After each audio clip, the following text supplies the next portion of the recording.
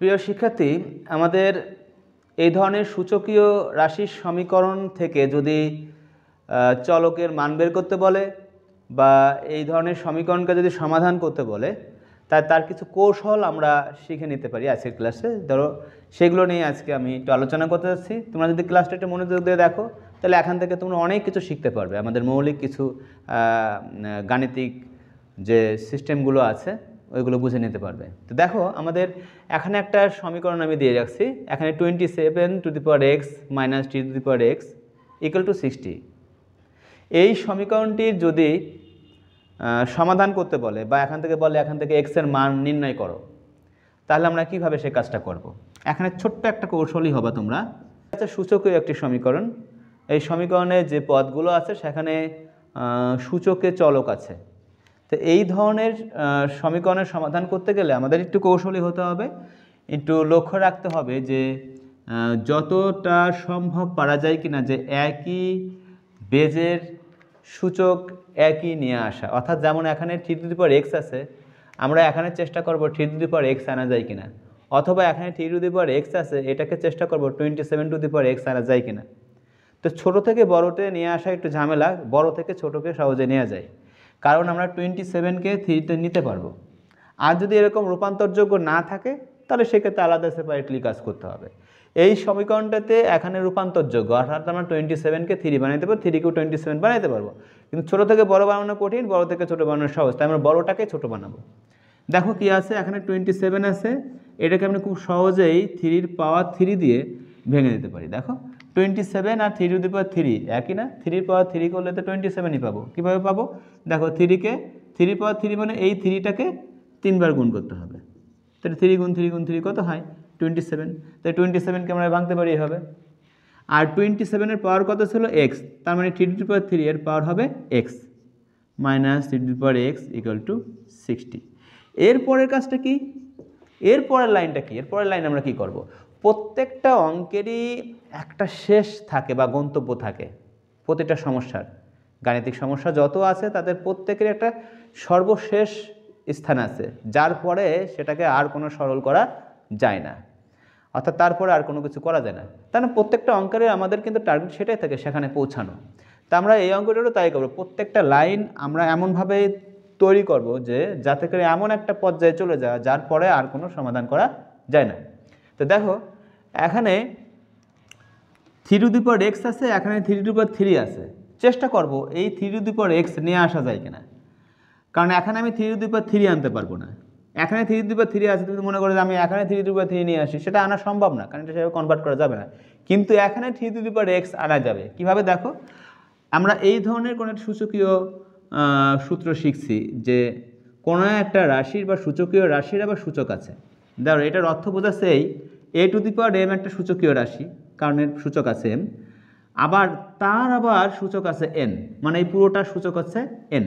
এরকম যদি কোনো সূচকীয় রাশির সূচক থাকে, তাহলে সেই সূচকগুলো যেমন গুণ করে দেয়া যায়, m আর n গুণ করলে m গুণ n বা m n আমি পাশাপাশি লিখতে পারলাম, ঠিক তেমনি আবার এই সূচককে কিন্তু ইন্টারচেঞ্জ করা যায় বা সাবস্টিটিউট করা যায়। হ্যাঁ, কীভাবে করা যায়? দেখো, আমরা এখানে এই m এর জায়গায় এই বাইরের nটা নিয়ে আসতে পারি, আর এই n এর জায়গায় এই ভেতরের mটা নিয়ে যেতে পারি। আমাদের ফলাফল কিন্তু একই হবে। এখানেও আমরা m আর n গুণ করে mn পাবো, এখানেও আমরা m আর n গুণ করে mnই পাবো। তার মানে এই দুটা কনভার্টযোগ্য। ওকে, তা সেটা আমরা এখানে কাজে লাগাইতে পারি। দেখো, আমরা এই বাইরের এই সূচকটাকে যদি ভিতরে নিয়ে আসি আর এই ভেতরের সূচকটাকে যদি বাইরে নিয়ে যাই, আমাদের মানের কোনো পরিবর্তন হবে না, কিন্তু আমাদের একটা সহজে আমরা একটা কাজ করতে পারবো। সেটা হলো, এখন দেখো আমরা এক জাতীয় রাশি আনতে পারছি। এখানে 3x আছে, এখানেও 3x আছে। তাহলে এটা আনলে সুবিধাটা কি? সুবিধাটা হলো, আমরা ক্যালকুলেশনের সুবিধার্থে এখানে আমরা ধরে নিতে পারি, ধরি এই 3x = যে কোনো একটা চলক ধরে নাও বা যে কোনো একটা অক্ষর তুমি ধরে নাও। এখানে যে কোনো অক্ষর তুমি ধরে নিতে পারো a। আমি 3x = a ধরে নিয়েছি। এর ফলে দেখো আমাদের এই সমীকরণটা নতুন একটা রূপ পাওয়া যাবে। সেটা কি? সেটা হলো, এই 3x এর পরিবর্তে যদি a ধরছি, তাহলে আমি এটার পরিবর্তে a লিখলাম, এর পাওয়ার কিউব, মাইনাস এই পুরোটার পরিবর্তে a ধরছি, a = 60। ওকে, এই পর্যন্ত আমরা খুব সহজেই করে ফেলতে পারবো।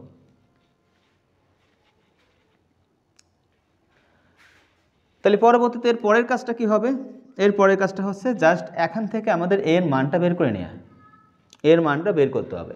তা কোনো একটা সমীকরণ থেকে কারোর মান বের করতে গেলে যে দেখা যায় যে সমীকরণে দুইটা পক্ষ, আমাদের কাজ খুব সহজ হয়ে যায় যে যদি দুইটার পক্ষের একটা পক্ষ 0 করে অপর পক্ষে আমরা যদি সেই রাশিটাকে উৎপাদক করতে পারি। যেমন দেখো a to the power cube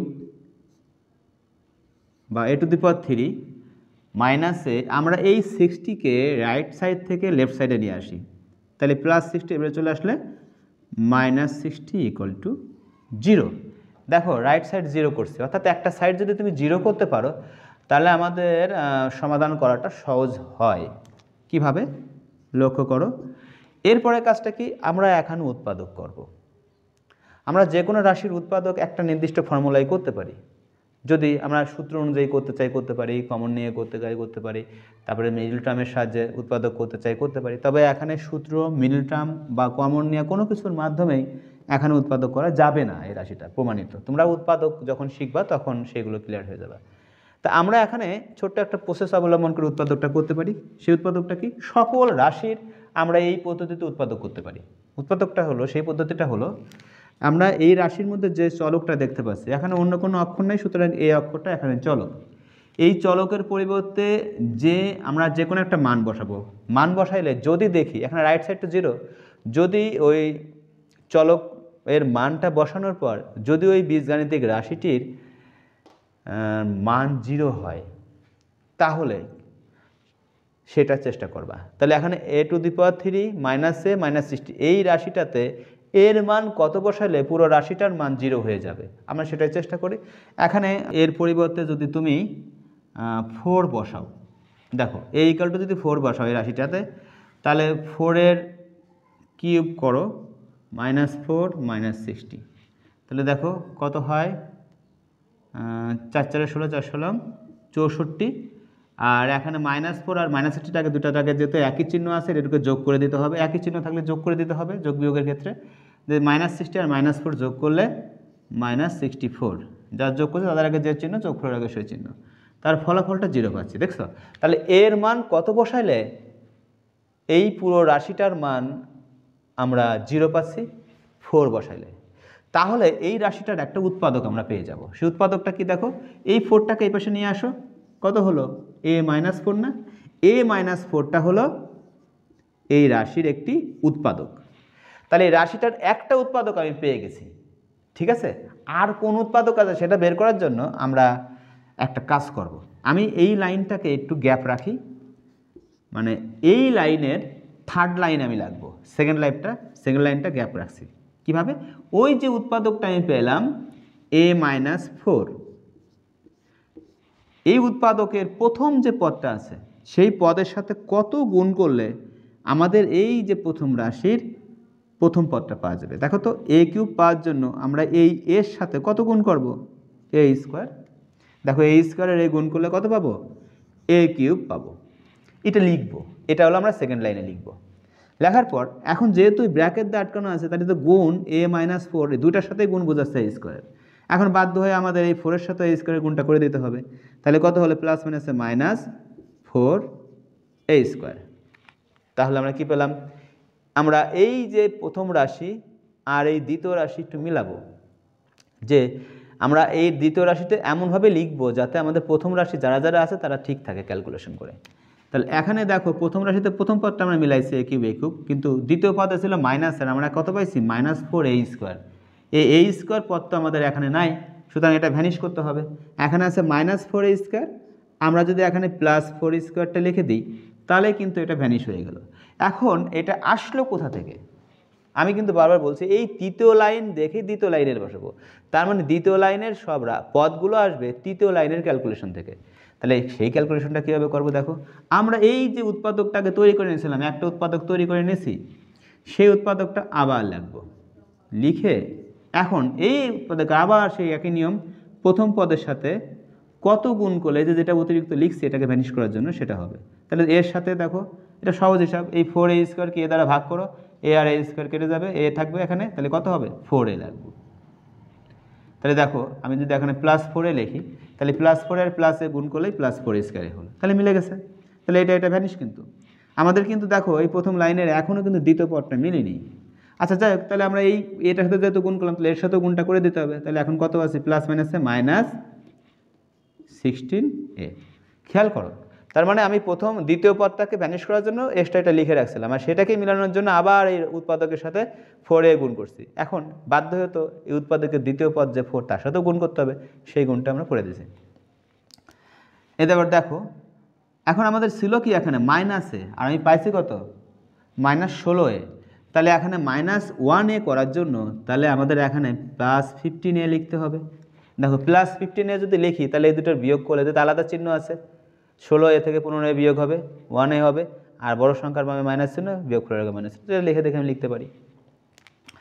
এরপরের কাজটা কি, তাহলে এইটা কোথা থেকে পেলাম, এই সে একই প্রসেস, আমরা a-4 আবার লিখবো, লিখে এর সাথে কত গুণ করলে +4a হবে, তাহলে +15। ওকে, তাহলে দেখো +15 আর এই গুণ করলে +15a হবে।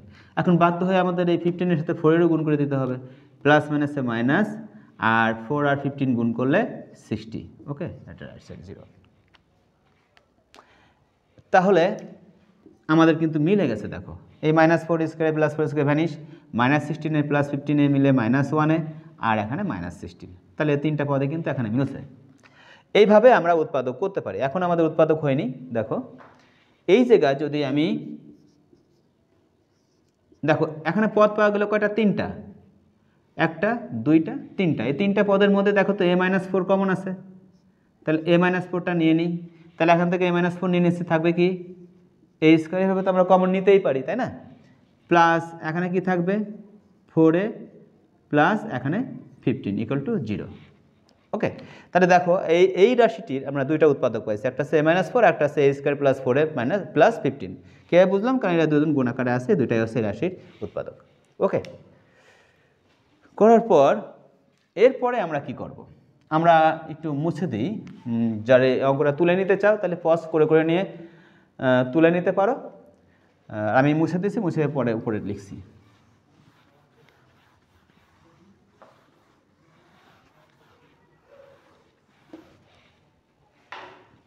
দেখো তাহলে তার মানে এই উৎপাদক তৈরি করার ফলে আমার সুবিধাটা কি হলো, যেহেতু রাইট সাইডে 0 পেয়ে গেছি, তাই না, রাইট সাইডে 0 আছে, এর অর্থটা দাঁড়াচ্ছে এই যে এই দুইটা উৎপাদক গুণ করলে আমরা 0 পাবো।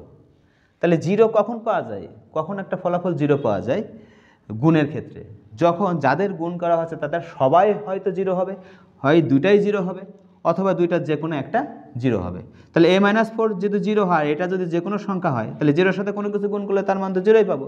আবার যদি এইটা 0 হয়, এটা যদি যে কোনো সংখ্যা হয়, তাহলে 0-এর সাথে কোনো সংখ্যা গুণ করলে 0 পাবো। তাহলে দুইটার যে কোনো একটা 0 হলেই তো ফলাফলটা 0ই পাচ্ছি।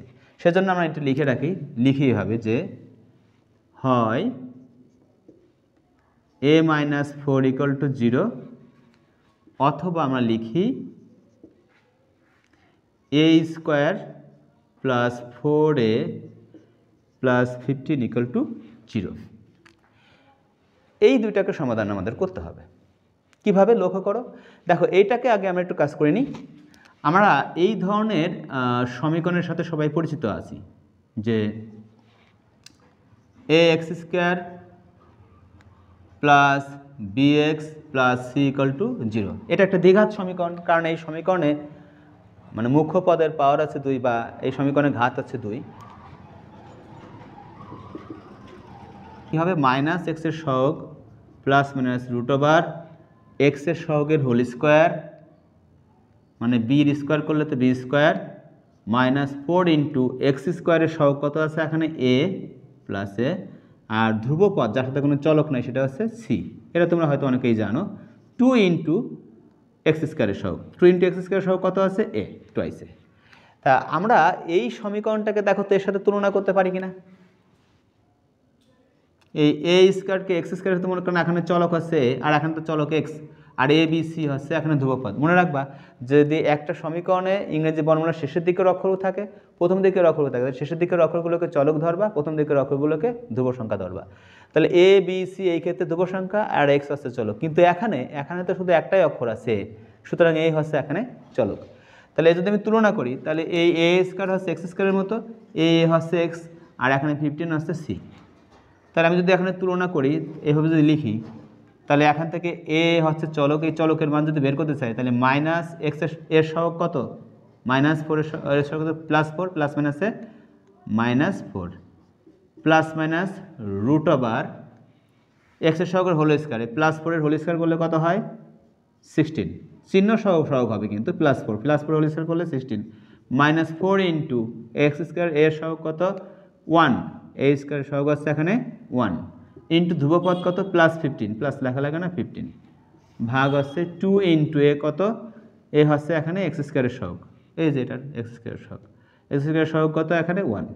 তাহলে আমরা কত পাচ্ছি -4 প্লাস মাইনাস রুট ওভার, এটা যদি ক্যালকুলেশন করি এখানে 16 আর এই 3টা গুণ করে দিলে পাবো 60 থেকে 16 মাইনাস হলে -44 ভাগ হচ্ছে 2। একটা জিনিস খেয়াল করো, এখন আমি এর দুইটা মান পেতে পারতাম, একটা হচ্ছে -4 প্লাস রুট ওভার -44, আর একটা হচ্ছে -4 minus root over -44, plus minus কত অর্থ দুইটা অংশ এখানে পাওয়া যাবে। কিন্তু লক্ষ্য রাখবা কোনো একটা রাশির মধ্যে যদি রুট ওভারের ভিতর নেগেটিভ সংখ্যা থাকে, অর্থাৎ নেগেটিভ কোনো সংখ্যার বর্গমূল একটা অবাস্তব মান পাওয়া যায়, জটিল মান পাওয়া যায়, এটা একটা জটিল রাশি, জটিল সংখ্যা। তো বাস্তব সংখ্যার সাথে জটিল সংখ্যার ক্যালকুলেশন সবসময় জটিল সংখ্যায় পাওয়া যায়, তাহলে এটা একটা জটিল সংখ্যা বা অবাস্তব মান পাওয়া যাবে বিধায় ইহা গ্রহণযোগ্য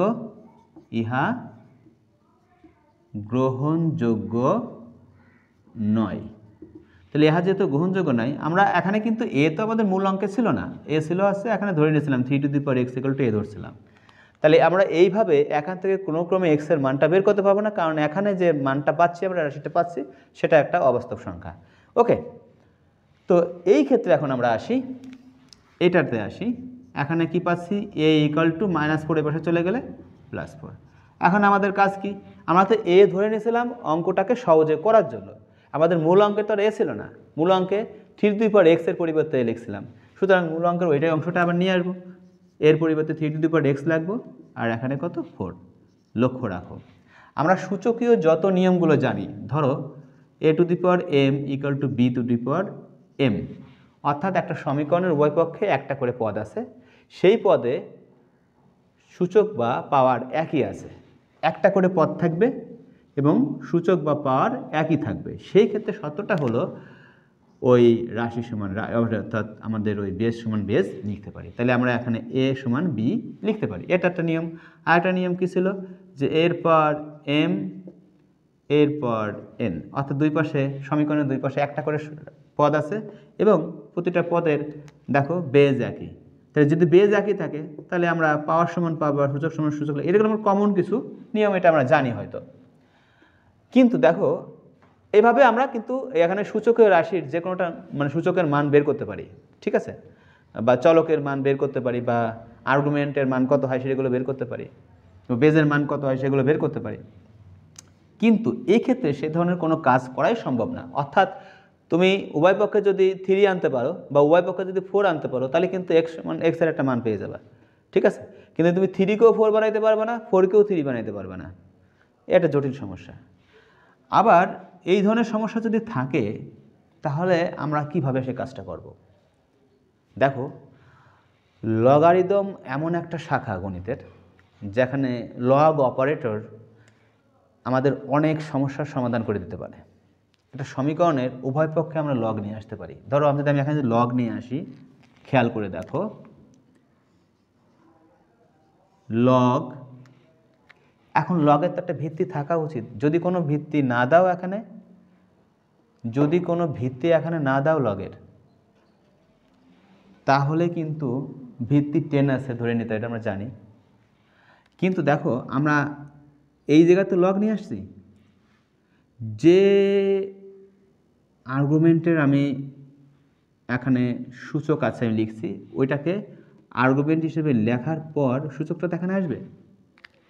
এখন এই আর্গুমেন্টের মতো করেই এই আর্গুমেন্টের সমান একটা বেজ আমরা এখানে নেব। তাহলে এখানে যেহেতু 3x আছে, তাহলে আমরা 3 ভিত্তিক লগ নিয়ে আসবো এই সমীকরণের উভয় পক্ষে, যেটা একটা সমীকরণ লগ নিলে উভয় পক্ষে নিতে হবে। তাহলে এই পাশে আমরা লগ নিয়ে আসলাম। কত ভিত্তিক লগ? 3 ভিত্তিক লগ। তাহলে ভিত্তি দেখবো আমরা কীভাবে, যে এই যে সূচকটা চলকটা সূচকে আছে, কার সূচকে আছে? যার সূচকে আছে তত ভিত্তিক লগ নেব আমরা। যে 3 সূচকে আছে x, সুতরাং 3 ভিত্তিক লগ নেব ওই পাশে। তাহলে নিলে সুবিধাটা কি, লগের নিয়ম আমরা জানি যে এখানে যে সূচকটা থাকবে সেটা এখন লগের সাথে গুণ হয়ে যাবে বা লগের সহগে চলে আসবে। x যদি লগের সহগে চলে আসে তাহলে x log 3 equal to log 3/4। একটা জিনিস খেয়াল করে দেখো তো,